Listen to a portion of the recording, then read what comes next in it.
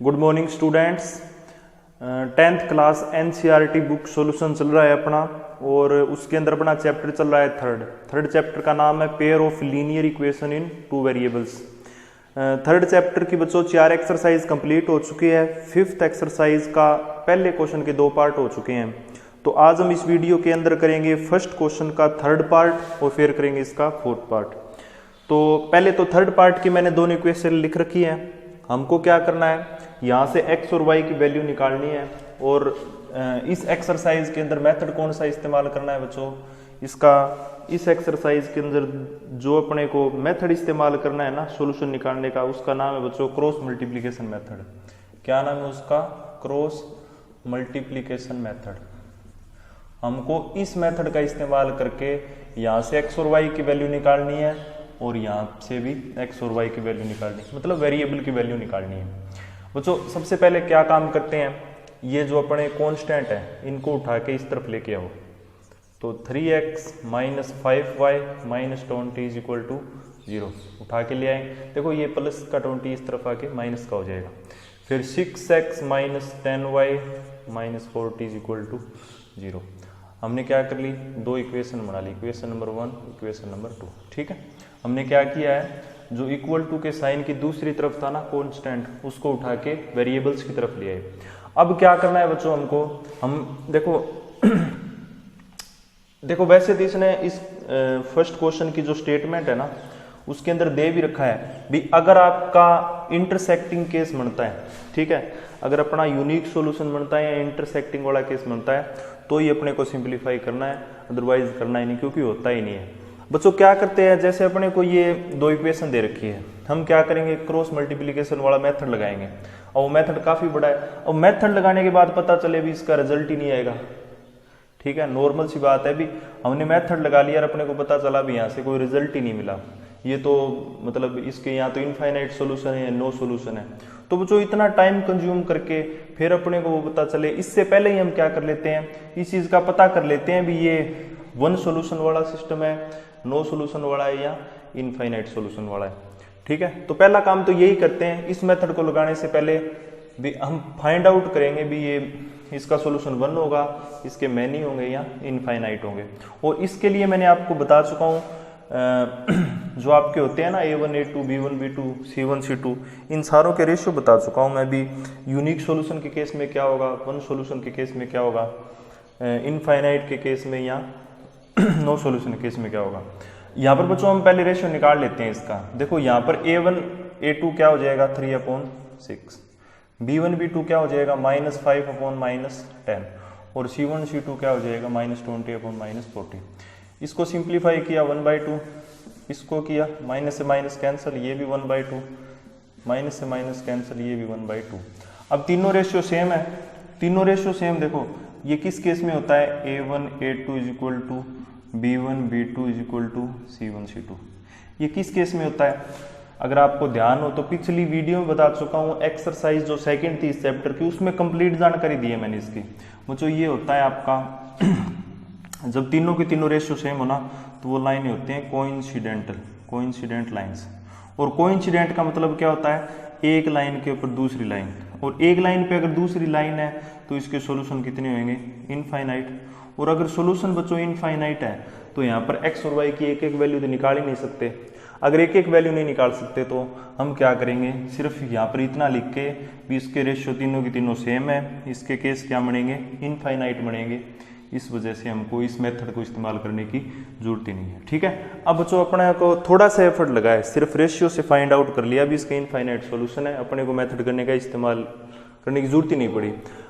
अगर हम करते भी यहाँ पर वो मेथड लगाते, x रखते, फिर उसके नीचे डेनोमिनेटर वैल्यू, फिर y, फिर ये सारा का सारा व्हाइट बोर्ड बढ़ जाता है यहाँ पर, फिर पता चलता भी इसका तो सोल्यूशन ही निकलना था। इससे अच्छा क्या करेंगे, इन क्वेश्चनों के अंदर वैसे तो इसने दे भी रखा, अगर ना भी दे रखा हो ना, आप सबसे पहले क्या काम करोगे, ये करके देखोगे ये काम। ठीक है, क्योंकि इसमें सिर्फ एक स्टेप आना है, और यहाँ से अगर आप प्रैक्टिस करोगे तो उसमें दिक्कत नहीं आएगी, ज़्यादा जल्दी पता चल जाएगा। अगर यहाँ पर यूनिक सॉल्यूशन आता है तो उस मेथड का इस्तेमाल करेंगे। ठीक है, तो ये अपना थर्ड जो अपना पार्ट है ना, इसको करने की जरूरत नहीं है, क्योंकि इसके सॉल्यूशन कितने हैं, इनफाइनाइट है। ओके, अब करते हैं बच्चों 4th पार्ट। पहला काम तो क्या करेंगे, चेक करेंगे भी उसके सॉल्यूशन कितने आएंगे। इसको मैं रफ कर रहा हूँ, आप नोट कर लेना, ठीक है। तो ये तो अपना पार्ट कंप्लीट हो चुका है। अब उसको करते हैं, उसमें फाइंड आउट करते हैं भी उसके सॉल्यूशन कितने आएंगे। अगर यूनिक सॉल्यूशन है तो ही हम इस मेथड का इस्तेमाल करेंगे, अदरवाइज करेंगे ही नहीं। तो यहाँ पर देखो ये क्या हो जाएगा, देखो जो अपना राइट हैंड साइड है उस तरफ क्या है, 0 है ना, तो बिल्कुल सही है अपनी इक्वेशन। a1 a2 क्या हो जाएगा 1/3, b1 b2 -3/-3 और c1 c2 -7/15, यही आएगा। ये सिंपलेस्ट फॉर्म में है, ये कैंसिल होगी 1/1, ये -7/15। देखो क्या कोई रेशियो सेम आ रहा है, नहीं आ रहा। तो देखो a1 a2 b1 b2 ये रेशियो सेम नहीं है ना।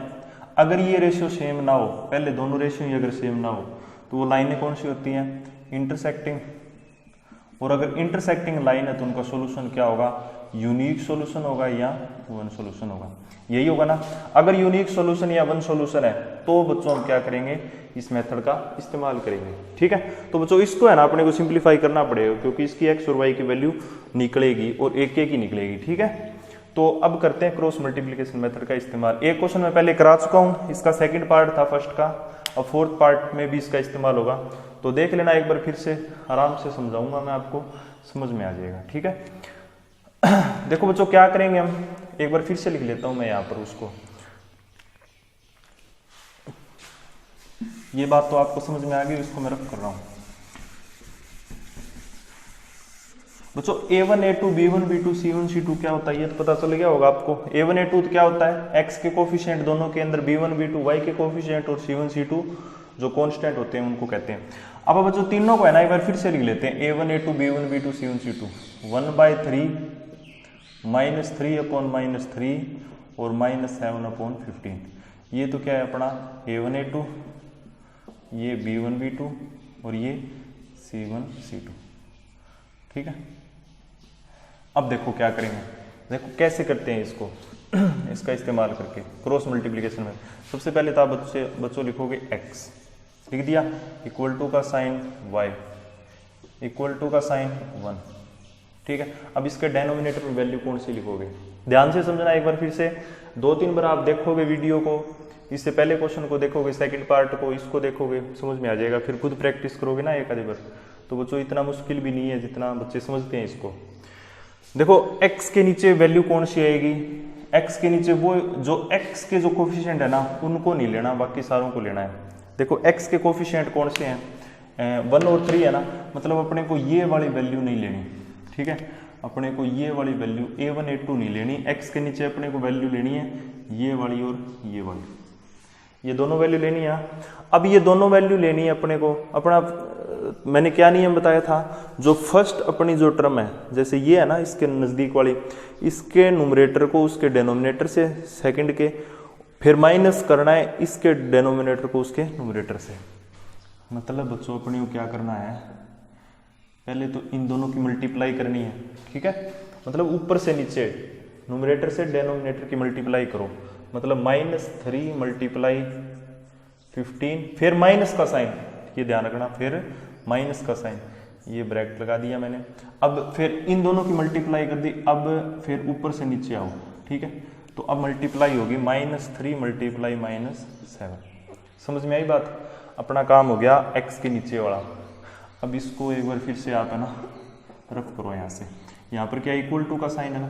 अब अपने को y के नीचे लिखना है, y के नीचे लिखनी है ना, तो y वाले जो कोफिशिएंट है वो नहीं लिखने, मतलब अब इनका इस्तेमाल नहीं करना, इसका रिश्का करना है, ठीक है। अब बच्चों अपने पास क्या बच गया, देखो एक तो ये वाली वैल्यू है, एक ये वाली टर्म है। अपने को क्या करना है बच्चों, अब बच्चे गलती कर देते हैं, इसको इसके साथ पहले मल्टीप्लाई कर देते फिर इसको इसके साथ, नहीं, हमको क्या करना है, पहले तो ये लिखो, देखो इसके नजदीक वाला तो यही है ना -7/15, -7/15। अब ये उठा के इस तरफ ले जाओ एक बार, 1/-3, ठीक है। अब इसमें फर्क हो जाएगा बच्चों, अगर ये वाली वैल्यू यहाँ पर होती ना तो हम 1 को 15 से पहले मल्टीप्लाई करते हैं, लेकिन अब ये उस तरफ चला गया ना, तो मतलब -7 को 3 से मल्टीप्लाई पहले करेंगे। नियम बच्चों अपना वही है, पहले के न्यूमरेटर को सेकंड के डेनोमिनेटर से मल्टीप्लाई करो, मतलब -7 × -3, फिर 15 × ठीक है, समझ में आई बात, ये कैसे किया है मैंने। अब क्या करना है बच्चों, जो अपनी थर्ड वैल्यू है 1 का, देखो यहाँ पर कोई वेरिएबल नहीं है, तो अपन क्या करेंगे, ये जो कांस्टेंट वाली वैल्यू है ना इसको इग्नोर करेंगे, तो ये वाली दोनों लेंगे बच्चों। इसमें है ना, अब देखो ये दोनों की दोनों एक जगह पर है, वहां पर तो क्या था दोनों साइडों में थी, इसलिए इसको उठा के दूसरी तरफ लेके गए थे, लेकिन ये दोनों तो एक जगह पर है ना, तो इनको सिंप्लीफाई करना है। जैसे है ये, मतलब इसके न्यूमरेटर को सेकंड के डिनोमिनेटर से, मतलब 1 मल्टीप्लाई -3 मल्टीप्लाई 3, ठीक है। भी पहले तो इस 1 को इसके साथ मल्टीप्लाई किया, फिर इसको इसके साथ किया। अब क्या करेंगे, x 15 इंटू -3 माइनस का 45, -3 -7 क्या हो जाएगा बच्चों, प्लस का 21। समझ में आई बात, क्योंकि ये देखो -3 -7 क्या होगा, प्लस का 21, और आगे साइन किसका है, माइनस का, तो ये माइनस का 21 हो जाएगा, ठीक है। आगे y -21 -15, आगे 1/-3 -9, यही होगा ना, क्योंकि ब्रैकेट के अंदर साइन किसका आएगा, माइनस का, क्योंकि एक माइनस है, और माइनस माइनस फिर वापस क्या हो जाएगा बच्चों, प्लस हो जाएगा। तो मैं एक बच्चों यहाँ पर है ना स्टेप छोड़ रहा हूँ, तो आप कंफ्यूज मत होना उस चीज़ के अंदर, ठीक है। आपको समझ में आई ये बात। तो अब बच्चों इसको आगे देखो कैसे करेंगे। आगे इसको जो डेनोमिनेटर की जो आपको वैल्यू दे रखी है, इसको थोड़ा सा आप है ना क्या करोगे, और सिंप्लीफाई करोगे। क्या करोगे, सिंप्लीफाई करोगे, ठीक है। तो सिंप्लीफाई कैसे करेंगे देखो यहाँ पर शायद कोई न कोई गड़बड़ी हुई है बच्चों, एक बार फिर से देख लेते हैं। जैसे यहाँ पर 1 3 है, -3 -7 -15, x की वैल्यू आ जाएगी -3 -15। बच्चों यहाँ पर माइनस का है ना 15 था, ये गलत लिख दिया मैंने, 15 था ना, जब क्रॉस मल्टीप्लाई किया तो ये पहला आएगा, यहाँ पर माइनस का 15 आएगा। और सेकंड केस के अंदर क्या आएगा बच्चों, ये वाली जो वैल्यू है ना आपकी ये वाली वैल्यू भी कितनी आएगी, माइनस की आएगी। तो ये थोड़ा सा है ना मैंने यहाँ पर गड़बड़ी कर दी थी। तो ये बच्चों यहाँ पर प्लस का 45 आ जाएगा, और यहाँ पर ये प्लस की आ जाएगा, ठीक है। अब आगे इसको सिंप्लीफाई करते हैं। x/45 प्लस का है माइनस का 21 कितना आ जाएगा, फिर ये आएगा बच्चों 24। y/ कितना आएगा, माइनस का 6, और 1/ कितना आएगा 6, यही आएगा। अब बच्चों क्या करते हैं हम, अब हम करेंगे बच्चों कि इनको अलग अलग है ना अलग अलग इनको कंपेयर करते हैं। एक तो x/24 को कंपेयर करेंगे 1/6 के साथ, क्रॉस मल्टीप्लाई किया तो 6x = 24, x हो जाएगा 24 / 6 = 4। और फिर कंपेयर करेंगे बच्चों इन दोनों को, पहले तो कंपेयर किया था इसको और इसको, अब इन दोनों को करते हैं। तो क्रॉस मल्टीप्लाई किया 6y हो गया -6, y कितना आ जाएगा -1।